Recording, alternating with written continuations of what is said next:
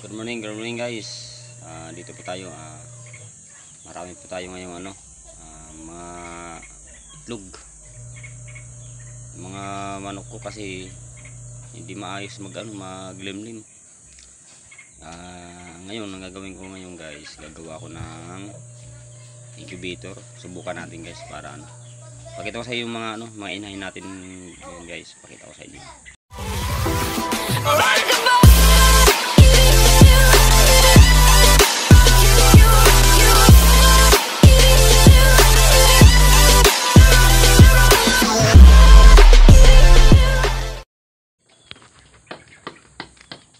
Ayan guys, ayan, isa. Puro itlog lang mga lintik na to. Ayan. Puro kayong itlog lang. Ayan, isa, nawawala isa. Ay, tatlo yan sila guys. Tingnan, punta natin yung mano nila. Ayan, bantay natin guys. Yan, si Bobby. Kahit kilala, tinatahol niya yan. Lalo na pag alam niya huwag nanakaw. Patuka natin guys. Punta natin ito. Ayan. Ayan, may itlog niya. Ito pa. Ayan. Ito pa, dito pa. Ayan. Ayan. Nandito guys, ninakaw yung inahin natin dito guys. Ayan, ninakaw na kahapon kasi umalis kami kahapon. Pagdating ko wala na dyan. Wala na. Tingnan natin yung pakita ko sa inyo yung yung itlog niya dito. Yung itlog kasi sayang. At limliman na ng ng 4 na araw. Ayan. Fertile lahat yan guys, fertile. Kaya yan yung ilaw, gagawa natin ng incubator ngayon kasi sayang. Sobrang dami kasi ng itlog. Ayan. Na guys, gawa tayo guys. Umpisa na natin paggawa ng incubator. Guys, pakita ko sa inyo yung mga materials natin. Mga simple lang naman to eh. Ito, karton. Yan natin lalagay. Siyempre yung bukilya natin, tsaka yung wire. Ito, thermometer. Ayan, 33. Nasa siya ngayon? 33. Tapos yung ilaw natin 25 watts. Tapos ito yung lalagayan natin ng tubig.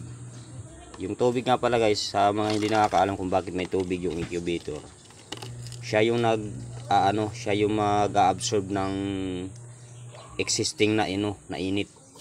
Kaya may yan, may tubig, nalagyan ng tubig. Siya yung mag-absorb. So guys, simulan na natin guys maggawa. Guys, simulan natin. Simulan natin magawa ng DIY incubator. Pinakulis, muna natin. Tuloy muna natin.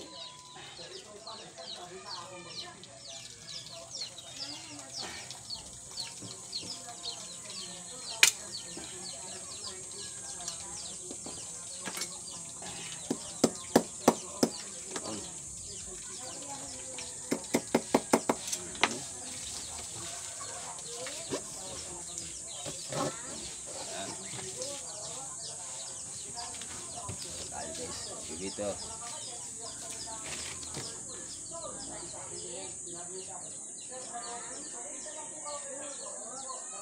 Dito. Para makaano tayo. Makapag-testing tayo. Testing lang to guys, testing.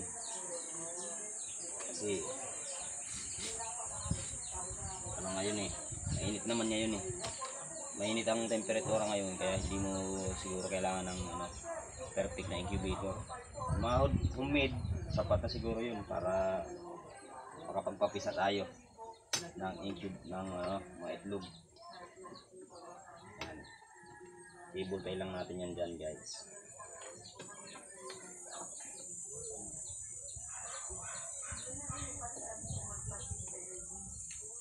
Table pay tayo guys dito. Yung ilaw natin hindi magagalaw-galaw.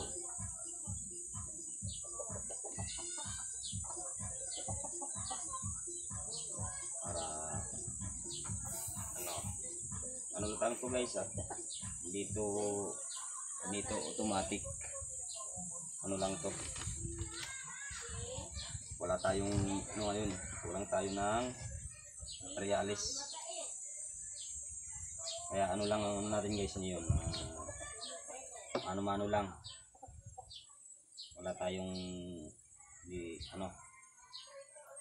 automatic, walang fan, ano lang to guys, humid lang talaga siya. Yan.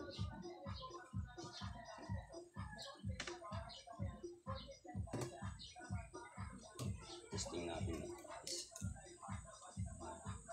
Tapos yung kusot guys, mamaya natin lalagay yun pagka ready to ano na, ready to use na, kasi ito ano pa. Yan.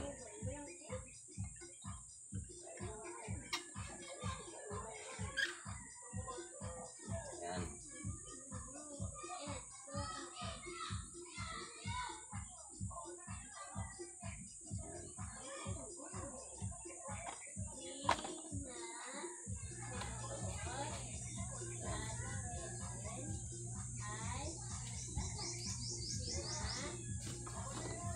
Kunin natin, babalik tayo guys, kukunin natin ibang materials. Hey guys, pakita ko na sa inyo yung ano ko, yung gawa na, okay na siya, nakailaw na siya, pakita ko sa inyo ito. Ayan guys, ayan na, yung nakikita nyo guys, yan na yung ito sa dulo, ito yan yung ano, yan yung ano natin, thermostat para mag-cut off siya. Ayan. Yan yung ano yan, yung thermostat nya. Ayan guys. Ayan.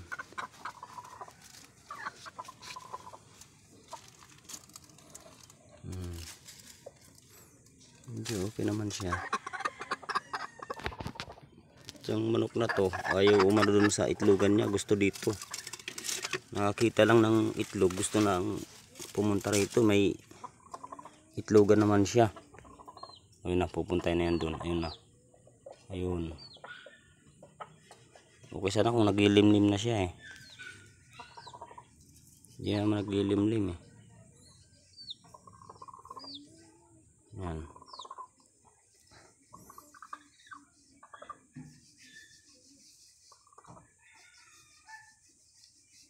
So yung thermo ano niya, init ay 35.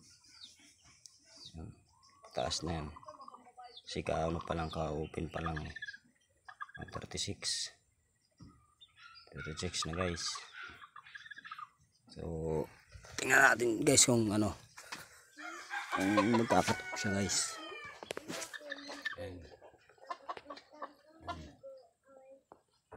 Tingnan natin guys kung magkakatok siya.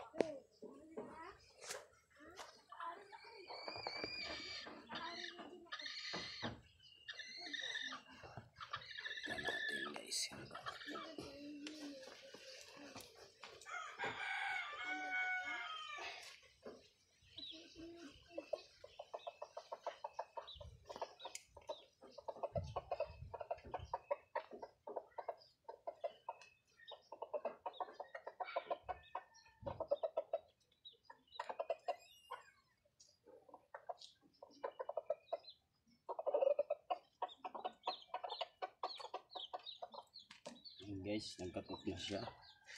Yung ano niya, yung temperature niya nasa 37.8.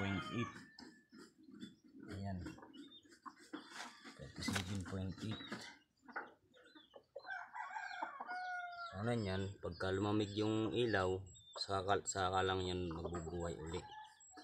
Kasi yung bumbilya na yan, mainit pa yan sigurado. Pag lumamig yung bumbilya, saka iilaw yan ulit guys. 37.9 siguro, okay na siguro yan, 37.9.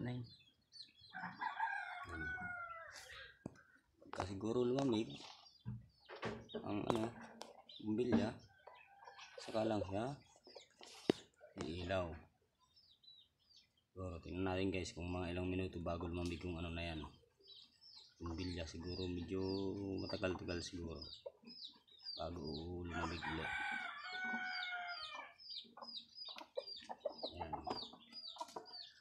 guys, tingnan natin kung ilang anuan. Videoan natin kung ilang minuto bago ilaw ulit.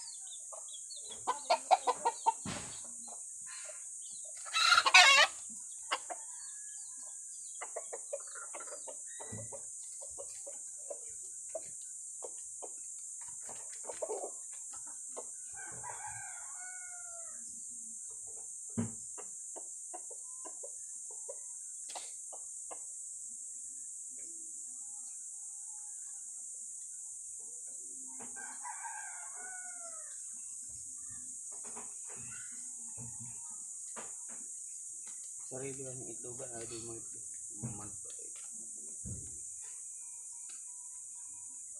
Tinutuka, patuloy, tinutuka.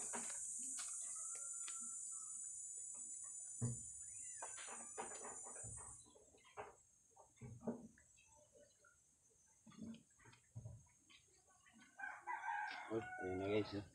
Umilaw na ulit guys. Umilaw na. So,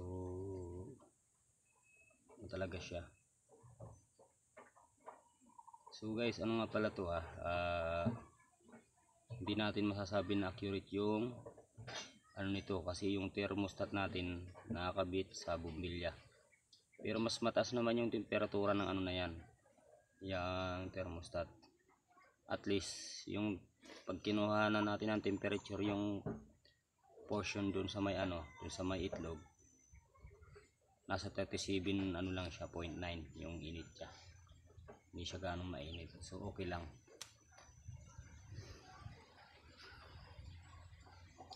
Ayan guys, so guys sa mga sa mga gustong magtanong kung ano yung nasa loob na yun, comment lang kayo sa comment section natin para masagot natin ng maayos. Ayan guys, putang ina yung manok na to, gusto naman dito mangitlog, hindi naman siya, ang dami-daming itlogan doon. Labas ka, hindi siya yan dyan. Labas ka.